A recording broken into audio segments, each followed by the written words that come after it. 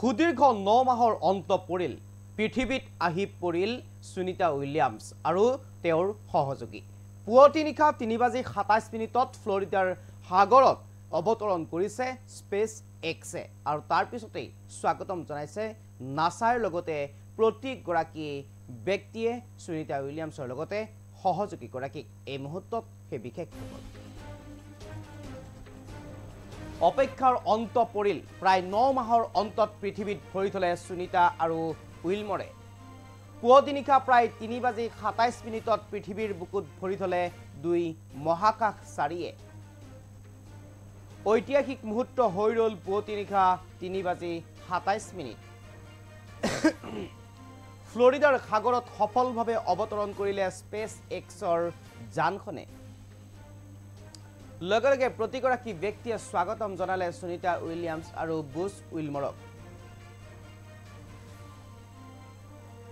8 দিনৰ বাবে গৈ আবদ্ধ হৈ পৰিছিল 9 মাহৰ বাবে এটা সুদীৰ্ঘ সময় বুলি ক'ব লাগিব সুদীৰ্ঘ সময়ৰ ইতিমধ্যে অন্ত পৰিল অৱশেষত অন্ত পৰিল এই দীঘলীয়া যাত্ৰাৰ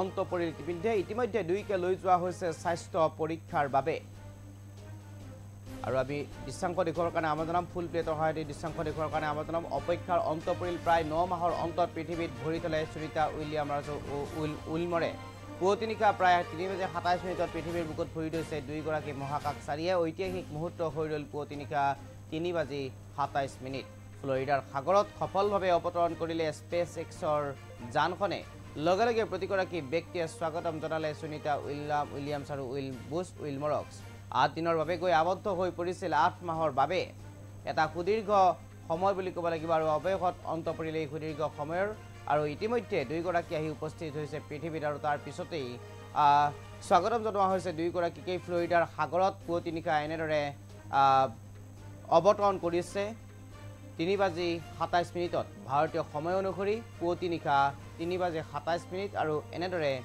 চাৰিটাকৈ পেৰাচুটৰ সহায়ত ফ্লৰিডাৰ সাগৰত অৱতৰণ কৰাৰ দৃশ্য আছে এই মুহূৰ্তত মই পোনে পোনে সেই দৃশ্যাংশ দেখুৱাবৰ কাৰণে চেষ্টা কৰিম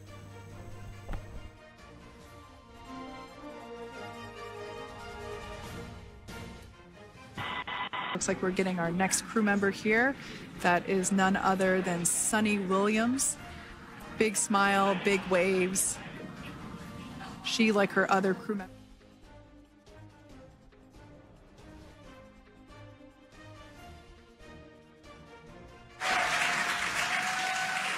You can hear the crowd here. Visual on 2 Healthy Road. The crowd here very excited as Dragon Freedom continues to make its way back to planet Earth.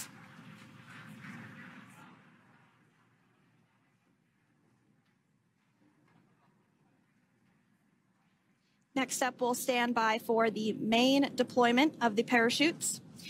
The mains are quite a bit larger. You'll be able to notice the difference on your screen once they deploy, and they continue to ensure that the Dragon spacecraft slows down even further. As we mentioned, Freedom will be traveling 16 miles per hour when it splashes down off the coast of Tallahassee, Florida, here at 2:57 p.m. Pacific time this afternoon. And there we go. We have visual on 4 Healthy mains. That view was from inside. Freedom copy. That view was from inside one of the buckets where the parachutes are located. So we see a great view there of